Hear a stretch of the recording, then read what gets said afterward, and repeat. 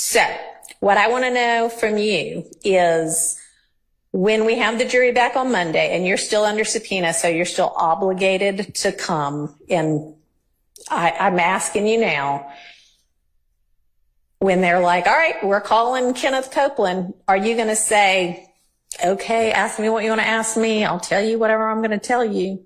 Or are you going to say, nope, I don't care if you throw me in jail, I'm not saying a word, I am not getting on the stand?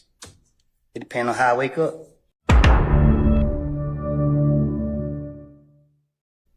Those are words of the police. Oh, Mr. Melnick is here now. So he's not here, on the Zoom, virtually here. Do y'all all have the Zoom link? I mean, you're welcome to, I assume it'll show up on, does it show up on that big screen? All right, so y'all can just watch it on the big screen.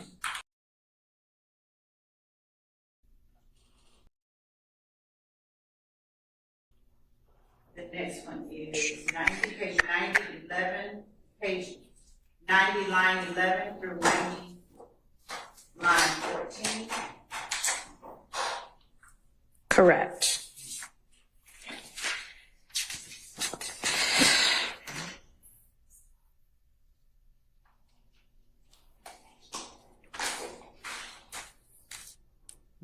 Those are words of the police.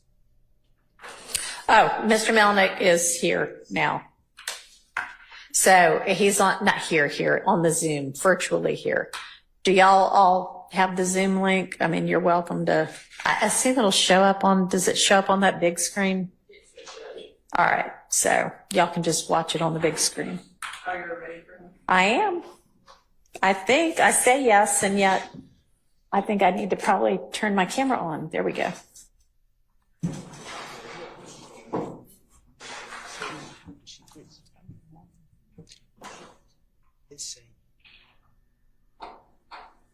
Hi, Mr. Melnick. Good afternoon, Judge. We can't get enough of you. All right, so the reason I have asked again for you to join us, and thanks for doing this by Zoom at very short notice, but so I have essentially determined somewhat with agreement of the parties that we are just going to start over with Mr. Copeland, and he has an immunity. There is an immunity order in place. He has immunity protection. And I plan to bring him in and find out what he wants to do. And I would like for him to be counseled. And I just had him in here a couple of hours ago and asked him if he had an attorney. And he seems to think that you are his attorney still. And so I'm checking in with you to find out whether that is the fact, either still or again, whether you're going to be representing him, because I'm looking for somebody to just ensure that he is properly advised of what the immunity order means, what he could face contempt-wise, what perjury means, what inconsistent statement means, you know, the typical things you would want to advise your client who's going to be a witness in a criminal case. Sure. So I've talked to him about all that stuff. Okay. And so are you his attorney currently? I am his attorney. Yes. Okay. All right. So, and you're representing him, that you have in fact already advised him of all of those things? Yes. Okay. All right. So I would propose to, unless he just wants to come back this afternoon. I mean, I did think I told him to be available maybe 3-ish. But if you want to be with us by Zoom, but are you available tomorrow to be here in person, if we can have him here in person? That way, if he does have questions as anything's going along, and we're not going to take testimony, I just want to find out tomorrow, does he have any questions? Make sure we clear up a few things, and then, you know, find out what his intent is as to whether he's going to testify in this trial or not. We're just essentially going to wipe all of what he already testified to and start over. Your Honor. He should be there right now. Okay. Oh, he's here right now. Okay. Apparently he's outside. Yeah. So, do you want to just stand by with us? And if he has any questions? Sure. Okay. And Your Honor, before he's brought in, Yeah. I would object to him being asked at this. I'm gonna just talk loud. Your Honor, I would object under all of the circumstances for a number of reasons to him being asked at this point whether or not he is going to testify. There have been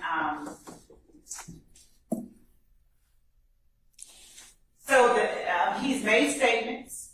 Obviously, the state has brought him in as their witness to proper testimony against people in the courtroom. Mm-hmm. And he's made representations, true or false, he's made them regarding concerns that he has. He's made them in previous interviews with investigators, not just you. Okay. So, Your Honor, in the interest of not having sort of the opposite effect on him, and I'm not suggesting the court would, I'm just suggesting that perhaps asking him at this point might have a When do you propose I ask him? Because I don't know exactly what you are suggesting, and I could be entirely off, but if you're suggesting that are you suggesting he has safety concerns? Well, he has made statements about people being willing to have him killed. Okay. All right. Well, to the extent that those might be any of the people currently on trial, he is at some point going to have to sit in this witness box and say, with all of the defendants present, yes, I am going to testify because y'all are forcing me to because of the immunity order, or I do not care, throw me in jail, essentially. So that's going to have to be in open court in front of everybody. So if that's your objection, It was just the timing of it. so would you rather I do it Friday? I mean, I don't understand what it is you want me to do. It was a preference, but I'm going to, of course, defer to the court. It's just, as I work through everything that I know has taken place, I'm just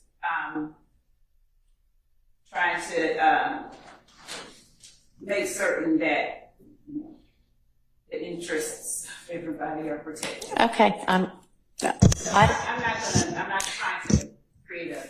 No, I understand. And I mean, I'm just not sure what else. I can do it at a later time, but I don't know what that gets us really, other than more uncertainty.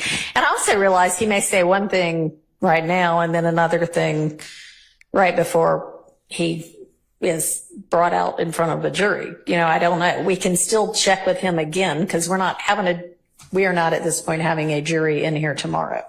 So at the point when we get to a jury, if we get to a jury again, then I can ask him again to make sure. I think that would probably be advisable, but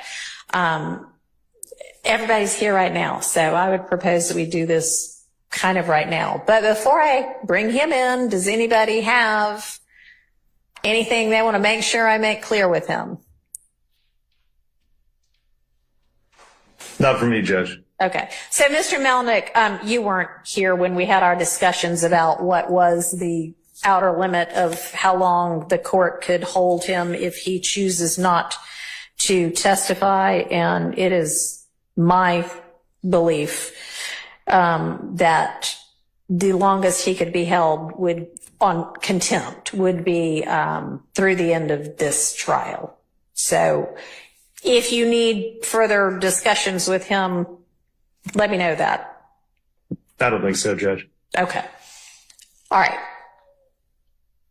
And Your Honor, and I know Mr. Melnick obviously knows how to do his job, but he wasn't, and I don't know how much he's reviewed the transcript. Let me actually ask him, have you reviewed that transcript of the June 10th ex parte? Mostly. I haven't. I can't say I've sat and studied every single word of it, but I've mostly reviewed it. Yeah. So, I mean, the defense believes, and I don't necessarily disagree, that there, in addition to a different interpretation of how long he could be held, there is currently a different interpretation of the correctness of the advice about statutes of limitation. And we also think it doesn't ultimately matter, because what is protecting him, should he testify to something that he did that's criminal, is not whether a statute has run or not anyway. It's that he has immunity. But it's possible that a couple of, every statute that you could be worried about has run is not accurate. So, I think you were aware of where in there they said something about a statute, and you're probably aware that there are things he could still be charged with. And does he understand that not every statute has necessarily run on everything he might be criminally involved in, but it doesn't matter because of this immunity order? Or I don't know whether, go ahead. Yes, Your Honor. Okay. All right. And then, are you confident that he has a sufficient understanding of what might subject him to a charge of false statements or perjury? Certainly he does. Okay. Anything else y'all can think of on either side of the aisle? Okay. Yes, Judge. Can we inquire as to whether or not Mr. Melnick, and I'm sure he has had an opportunity to discuss with him any potential federal ramifications he may have in regards to his testimony here? Okay. And my interpretation of the immunity order is use and derivative use. But of course, we're not the feds. And Your Honor, the court has every ability to do this, but I would object to counsel for the defense. I've asked them to raise anything that they think we ought to be thinking about. So, I invited them to say that. So I don't know whether you want any additional time, having heard that potential issue, Mr. Melnick. Mr. Copeland and I have had enough time to talk. All right. Okay. Is there a screen where he can actually see Mr. Melnick over there somewhere? Okay. Thank you. All right. Let's go ahead and get Mr. Copeland in.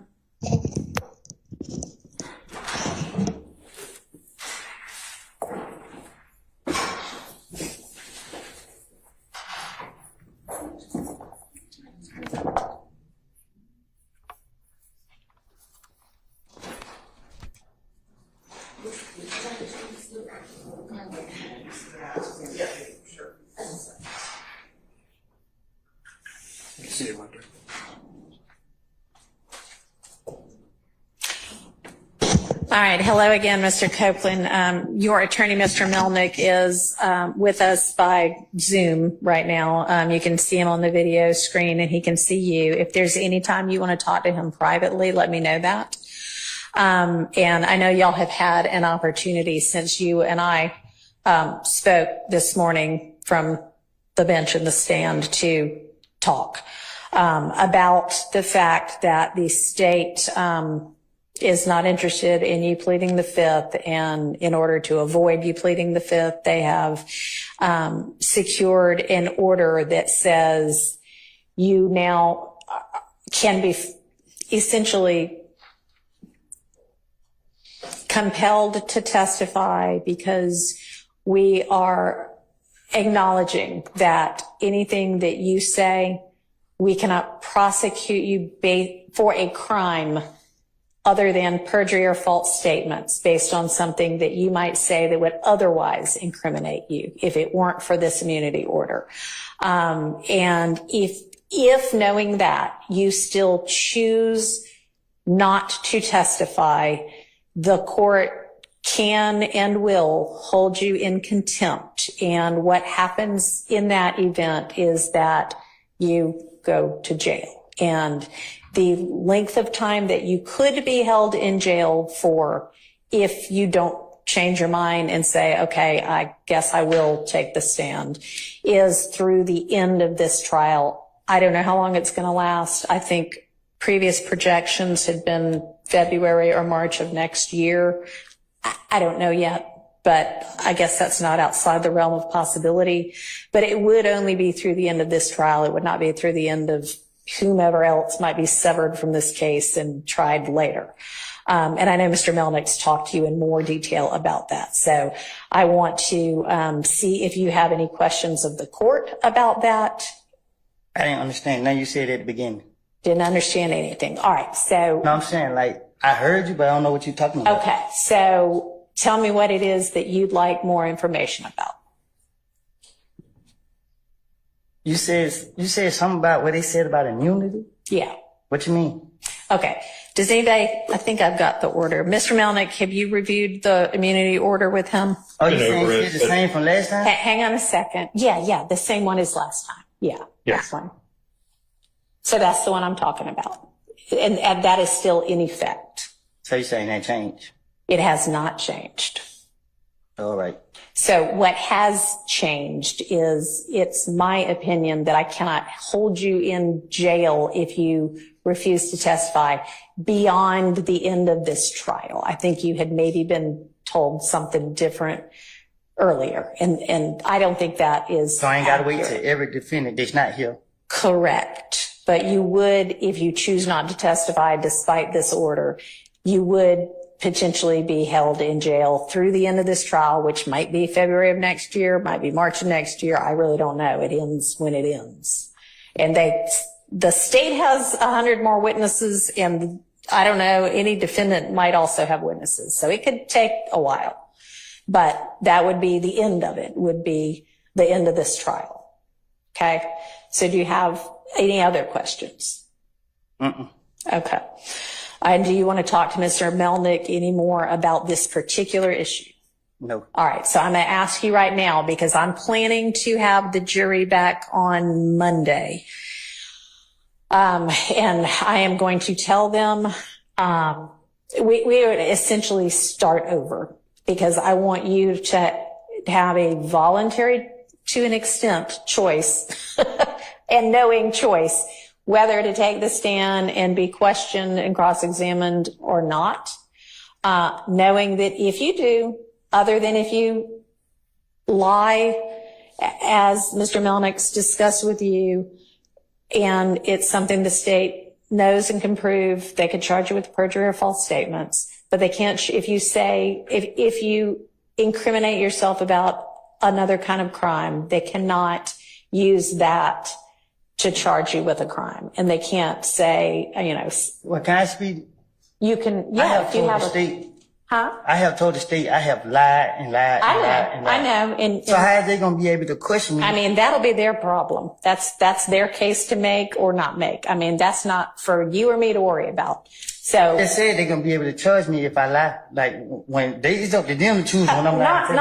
not prior. You've said you've lied and lied and lied in every, I don't know what you've said, but let's even say you've said you lied in every statement you ever gave to the police. If you get on the stand and say that again, or if you say, all right, this one was the truth, that one they cannot charge you with perjury for, because those are things in the past. What they might be able to charge you with is, I don't know, I mean, give me an example of something that you know he didn't do, and well, maybe not. Never mind. Don't do Can I that. give you an example for what they told me? Yeah, yes. And then I'll see whether that's what I think or not. Yes. So she said that the only reason she won't lock me up, I just want to know if it still applies. Okay. She said if I do two things, if I plead the fifth and I say that I killed Donovan Thomas. Okay. She said if I don't say them two, she will not lock me up. All right. What was the first one? Pleading the fifth. Say it again. Taking the fifth, Judge. Taking the fifth. Okay, right. And you can no longer, so taking the fifth means I might say something that gets me in criminal trouble. I might give you evidence against me that you could then use against me. That's what it means to take the fifth, is say, I am not going to give you evidence to use against me to charge me. When they give you that immunity order, immune just basically means we can't do this anymore. It's like if you get an immunization, oh, I'm not going to get the measles now, right? Because I'm immune from it. Because it's like getting you a shot that says, I can admit to a crime on the stand, they can't charge me with it. They have said you no longer have a privilege against self-incrimination because we have committed to not being able to prosecute you, not being able to bring criminal charges against you because of what you say. We cannot take that evidence and use it against you. We can't take that evidence. You know, if you say, well, I committed some crime. Here's what I committed it with. I buried it in the yard. They can't go dig it up in the yard and then say, well, we've got this. They can't use any of that. So that's why taking the fifth at this point would get you in trouble. Being held in contempt is what we So what if they don't formally have call it. they facts together? Like they saying something that they don't know what they're talking about, and then they ask me about it. They can ask you about anything they want to. If in your answer you admit to a crime, they cannot charge you with that crime. Now, if you admit to a crime and they have evidence that is pretty certain that you did not commit that crime. For instance, somebody gets robbed yesterday and they have proof that you were in Europe yesterday. There's no way you could have committed that crime, but you say, yeah, I committed that crime yesterday. That was here in Atlanta when they know you were in Europe and they got video of you in Europe and you sent a postcard that said, I'm having fun in Europe. That would be proof that you're lying. And so that they could charge you with perjury for, okay? Or false statements for. Okay. Okay? So what I want to know from you is when we have the jury back on Monday and you're still under subpoena, so you're still obligated to come, and I'm asking you now, when they're like, all right, we're calling Kenneth Copeland, are you going to say, okay, ask me what you want to ask me. I'll tell you whatever I'm going to tell you. Or are you going to say, nope, I don't care if you throw me in jail. I'm not saying a word. I am not getting on the stand. It depends on how I wake up. Okay. All right. Well, then we will just revisit it on Monday morning. So plan to be here at 8:45 on Monday morning. You're free to go for now.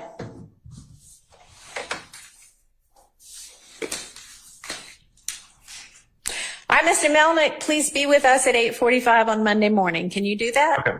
Thank I'm you. on a trial calendar with Judge Barwick, but I'll notify her what's going on. All right. Thank you. Appreciate it.